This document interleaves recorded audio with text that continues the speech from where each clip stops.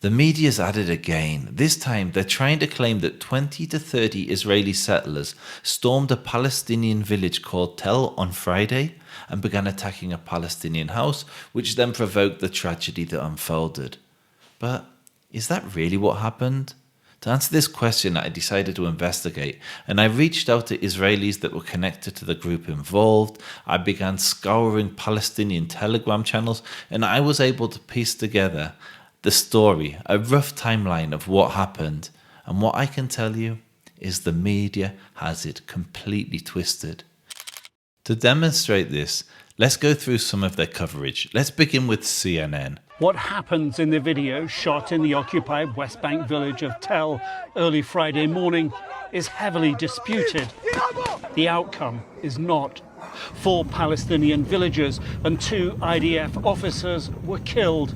Israeli officials claim the IDF was thwarting terrorists. The villagers say a group of about 20 to 30 Israeli settlers attacked a Palestinian home. Villagers confronted the settlers, who were joined by the IDF and armed settlers, and the shooting started. From that framing alone, you know that this is going to be a hit piece. They describe the village as occupied. They introduce Palestinian casualties before Israelis. And if you're actually familiar with what happened, they tell outrageous lies. So what are those lies?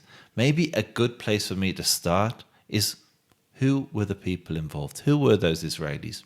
Well, they belong to a hiking group called David and Akiham's Hikes. I spoke to somebody who regularly goes on hikes with the group, who told me that they come from all over Israel. They're not settlers. They're Israelis. They've not come to cause trouble. They've come to hike. In fact, I was able to scour Telegram to identify where they were. So they start the hike here in Har Bracha, and then they walk northwest to the village of Iraq Burin, and Palestinian Telegram groups report that they were spotted here at around 8 a.m. just north of the village.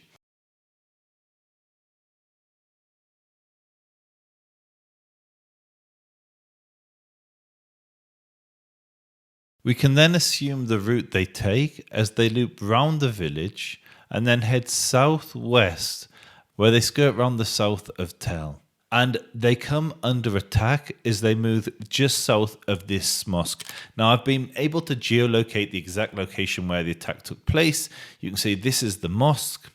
These are the fields. This is the wall. This is clearly the spot where it occurred. And it's at this moment that the Palestinians begin throwing rocks at the Israeli hikers. One of them is hit in the head and receives a severe head trauma. It's also worth noting at this point that there are kids on this hike. And so understandably, the hikers call the emergency services.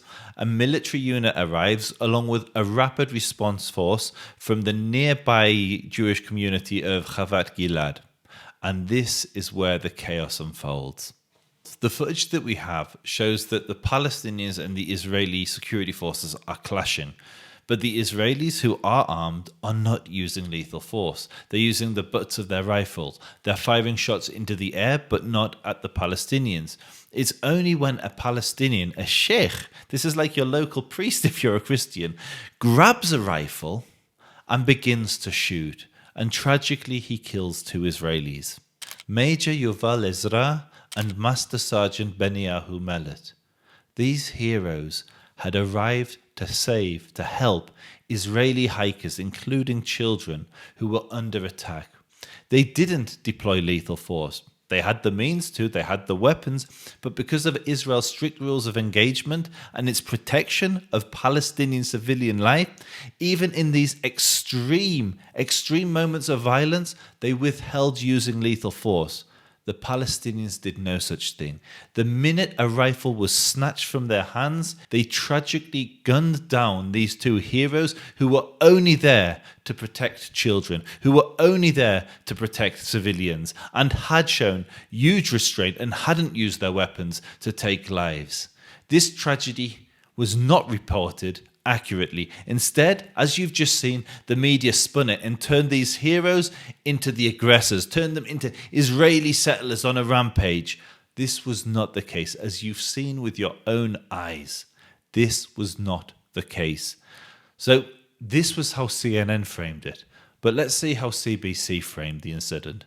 This incident began when dozens of Israeli settlers, some of whom were armed, entered the outskirts of the Palestinian village of Tel. That's in the north of the occupied West Bank near the city of Nablus. Now, those settlers say that they were going on a hike, but they did not coordinate their movements with the Israeli military as is required for Israeli citizens in the area. This simply isn't true. The area in question is Area B. Now, for those that aren't aware, the West Bank, or Judea and Samaria as it's more accurately and historically called, was divided into 3 areas under Oslo. The first is Area C, which is fully under Israeli civil and security control. The second is Area B, which is Israeli security and Palestinian Authority civil. And then the final is Area A, which is fully under Palestinian Authority civil and security control. Now, there is a prohibition by the Israeli government on Israeli civilians entering Area A.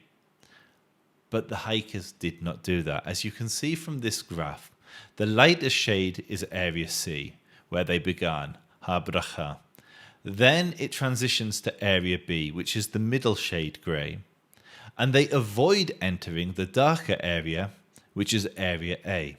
Now, there is no requirement under Israeli law for Israeli civilians to coordinate with the military passage through Area B.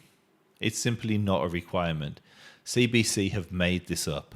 Now, video from the incident shows that security team shoving and striking Palestinians and pointing their guns at them. And the Israeli military says at that point that a Palestinian seized the rifle of one of the members of that settlement security team and used it to shoot and kill him, as well as an Israeli soldier. Did you catch that? It was so subtle.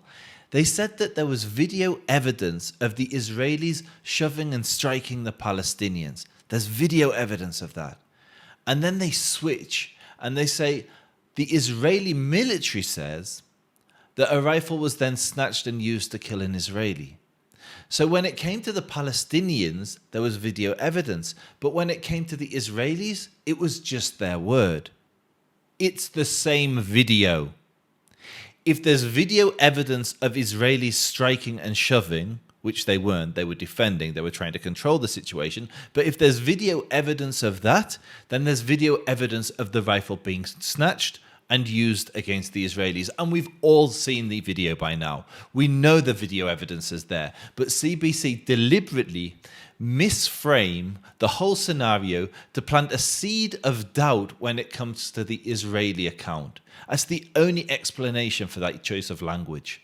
Prime Minister Benjamin Netanyahu convened a security meeting following this shooting, and after that meeting, he released a statement along with Israeli Defense Minister Israel Katz. They said that the home of the Palestinian man accused in this shooting would be demolished. Accused? He was the perpetrator. It's on video. There's no accusation. Everybody has seen that he was the man that carried out the vile attack. We know that. Hamas even declared him and the 3 others that fell mujahideen, jihadis, holy warriors. Fatah claimed that they were operatives for its group. But the media wants to twist it. They want to frame hikers as violent settlers, children as violent settlers, children who happened to wander too close to Palestinians and were attacked because they were Israeli. Security forces then came to their rescue and didn't use lethal force because they followed Israel's strict code of conduct when it comes to the rules of engagement. And as a consequence, they were killed because their rifle was snatched and the weapon was turned on them, and those heroes were murdered in cold blood. That's the story, but you wouldn't get any of that from the media's coverage.